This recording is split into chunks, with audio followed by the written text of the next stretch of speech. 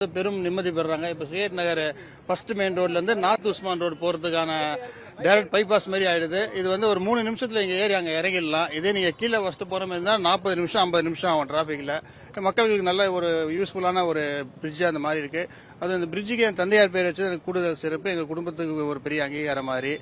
இப்போ இந்த டீனர் bus stand பார்த்தீங்கன்னா இவ்வளோ பெரிய இடத்துல வந்து பஸ் ஸ்டாண்ட் இருக்கு. இது மேலே வந்து பல அடுக்குமாடிகள் கட்டி அதில் வந்து பார்க்கிங் வசதிகளோடு மற்றும் வணிக வளாகங்களும் சேர்த்து அமைக்கப்படும் என்று நான் என்னுடைய தேர்தல் வாக்குறுதியை சொல்லியிருக்கிறேன். தலைவர் அவர்களிடம் ஆலோசித்துட்டு நான் சொல்லியிருக்கிறேன். இதை அவரும் கடந்த ஆட்சியிலே பண்ண வேண்டியது காலம் கொஞ்சம் கடந்து விட்டது. இருந்தாலும் அடுத்த ஆண்டு முதல் இந்த பணிகள் தொடர்ந்து நடைபெறும். அப்போது பார்க்கிங் பிரச்சனையும் டி நகர்ல இருக்காது. இப்ப சில இடத்துல பாத்தீங்கன்னா தனியார் வீடுகளில் தனியார் ஹோட்டல்ல வந்து ஒரு மணி நேரத்துக்கு 50 ரூபா 30 ரூபான்னு கொடுத்து போறாங்க. அதெல்லாம் இப்போ வெகுவாக குறைஞ்சி இங்க வந்து பார்க்கிங் வந்துடும். அது இல்லாமல் ஹைட்ராலிக் கார் பார்க்கிங் லிப்ட் மூலியமா கார் எடுத்துட்டு போயிட்டு மேல பார்க் பண்ற வசதியும் இந்த வளாகத்தில் செய்து தரப்படும் என்பதை இப்போ தெரிவித்துக் கொள்கிறேன். இது ஒரு முக்கியமான என்னுடைய உறுதிமொழியில் இது ஒரு முக்கியமான உறுதிமொழி. இது தொடர்ந்து மக்களை சந்திக்கிறீங்க, வேற எதுவும் கோரிக்கை எதுவும் வைக்கிறாங்க?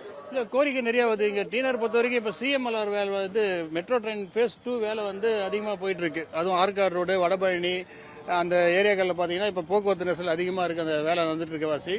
ஆனா இப்ப இன்னும் ஒரு ஓரிரு வருடங்களில் அந்த வேலையை முழுமையாக முடிந்து விட்டு அதுக்கப்புறம் அங்க இடத்துல போட வேண்டிய அந்த மழைநீர் வாழ்க்கை திட்டம் மற்றும் குடிநீர் கழிவுநீர் குழாய்களை புதுசாக அமைத்து விட்டால் மக்கள் மிகவும் மகிழ்ச்சியாக இருப்பார்கள்.